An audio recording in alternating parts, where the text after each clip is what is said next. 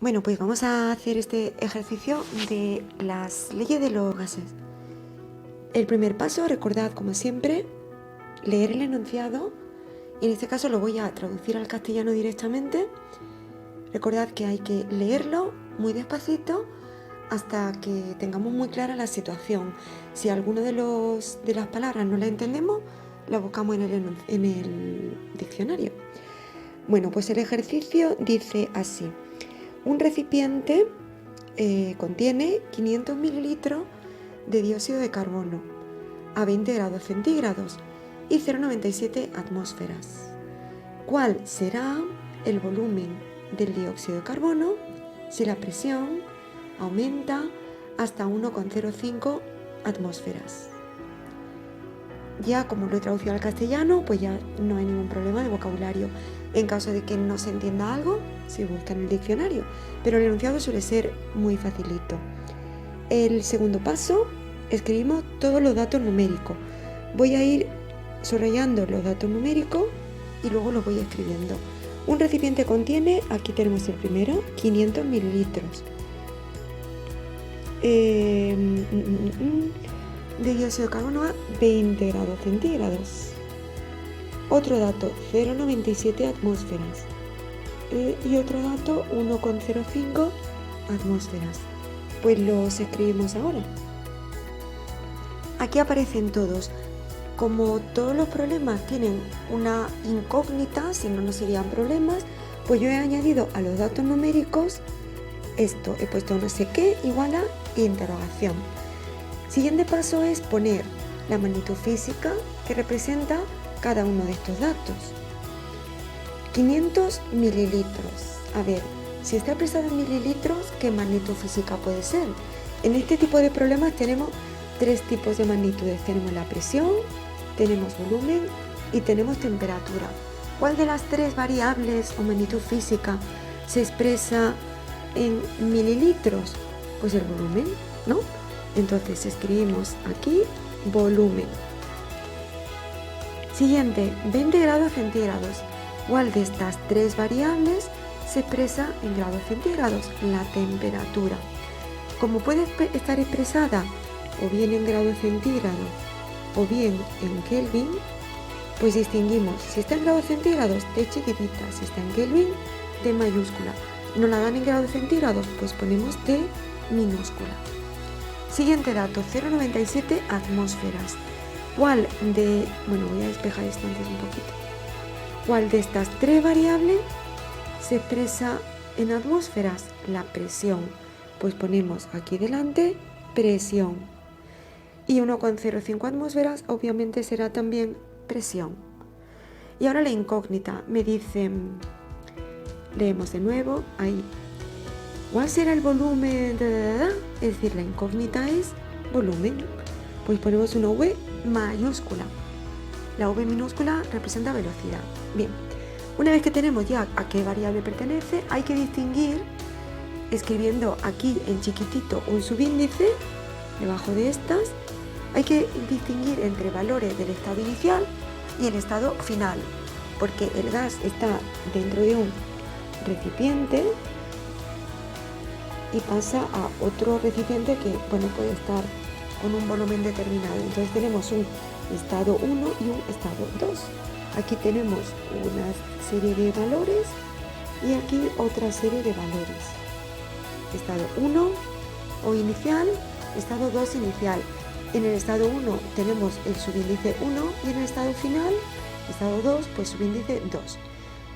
A ver, me dicen, leo de nuevo, un recipiente contiene 500 mililitros de dióxido de carbono a tal temperatura, ¿Cuál será el volumen si la presión aumenta hasta cierto valor? Bueno, pues claramente el 1,05 atmósferas es el nuevo valor de la presión. Así que escribimos aquí un 2 y la otra presión es la inicial. Como me dicen, ¿cuál será el volumen que ocupará si la presión aumenta este valor? Pues el volumen que me preguntan es el volumen final, el correspondiente a la presión final de 1,05 atmósferas. Y este es el volumen que ocupaba inicialmente el gas. En cuanto a la temperatura, fijaos que no me dicen que cambie, así que se mantiene constante. Entonces es algo que, bueno, no vamos a tener que hacer operaciones con esta variable. Voy a despejar la pizarrita y pasamos al siguiente paso. Una vez leído el enunciado, he escrito los datos numéricos, he escrito qué representa cada uno de esos datos numéricos. El siguiente paso es comprobar que las unidades son las adecuadas. Y recuerdo, el volumen debe estar expresado en litros, la presión en atmósferas y la temperatura debe estar en Kelvin.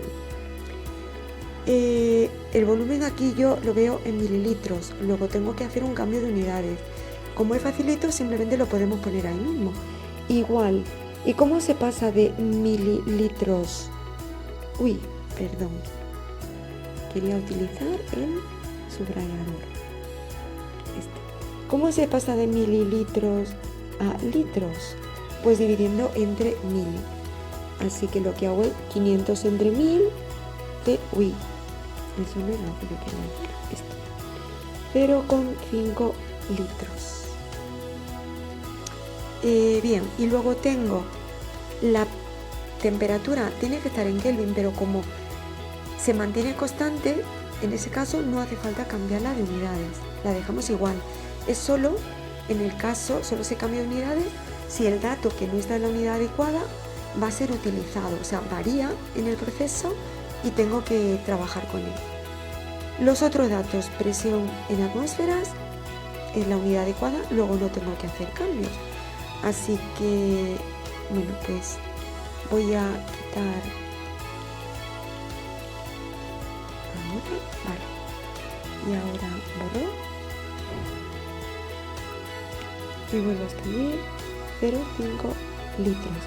Repito que no tengo que cambiar de unidad la temperatura porque no voy a tener que hacer operaciones con ella, porque se mantiene constante. Nunca hacemos operaciones con la que se mantiene constante.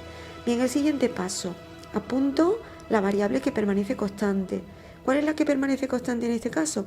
La temperatura. Bien, pues está en inglés.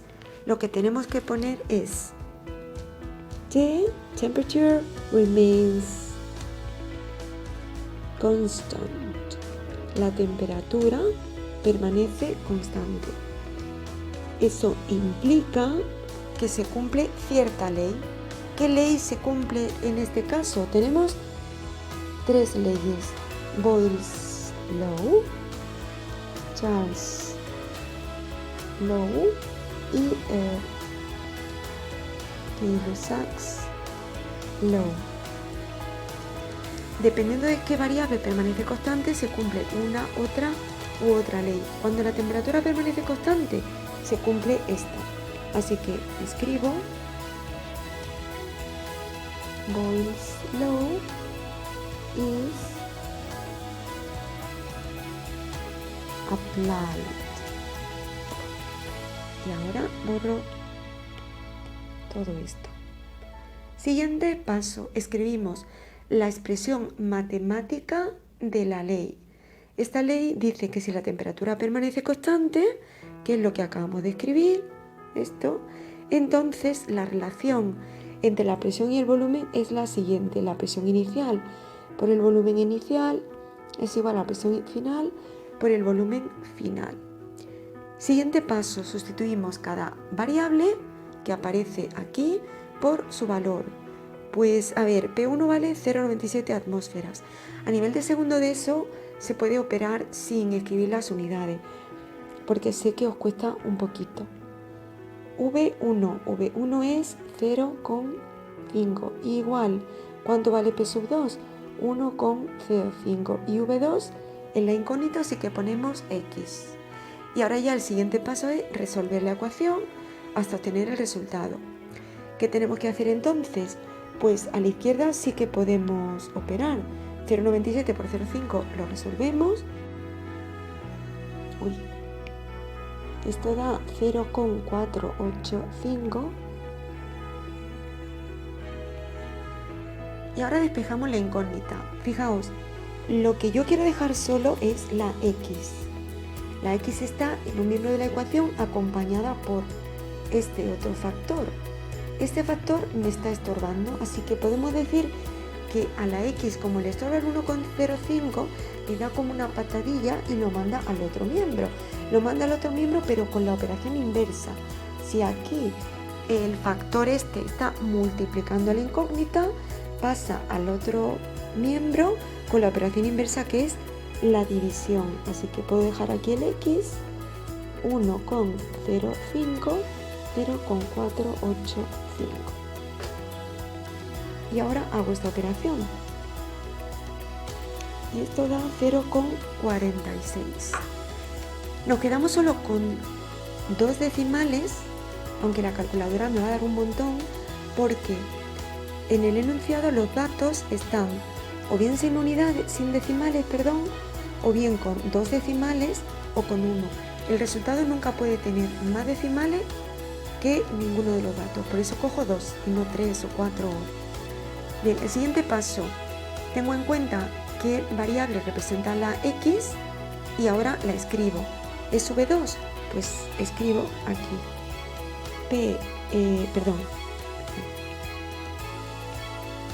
v sub 2 es igual a 0,46. Como es volumen y he trabajado en litros, pues litros. Este es el resultado final, que podemos, pues por ejemplo, recuadrarlo. Y ya el último paso es preguntarnos si tiene sentido este resultado. Puede estar bien. ¿Y de qué depende?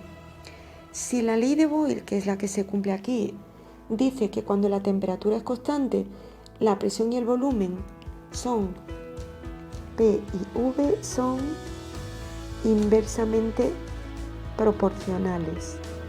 ¿Qué significa eso? Bueno, me está saliendo una letra un poquito difícil de entender. Perdonad. Ahora ya sí se entiende. Bueno, esta ley dice que la presión y el volumen son inversamente proporcionales. Por eso se puede expresar de este modo. ¿Y eso qué significa que son inversamente proporcionales? Pues que si en un proceso por ejemplo, la presión crece, debe ser así con la flechita, entonces el volumen del gas tiene que disminuir. ¿Ha ocurrido esto? Vamos a ver. En este problema la presión pasa de 0,97 a 1,05 atmósferas. ¿Qué ha hecho? La presión ha crecido, ¿no? Si la presión ha crecido, el volumen tiene que salir más chiquitito. Ha salido más pequeñito. El volumen inicial era 0,5 litros y el volumen 0,46. 0, el V1, que era 0,5 litros, es menor que el V2, que es 0,46. Pues vale, genial. Esto es lo que tenía que ser. Pues ya, si me siento satisfecha, puedo decir el problema está acabado porque el resultado tiene sentido. Y ahora sí que sí.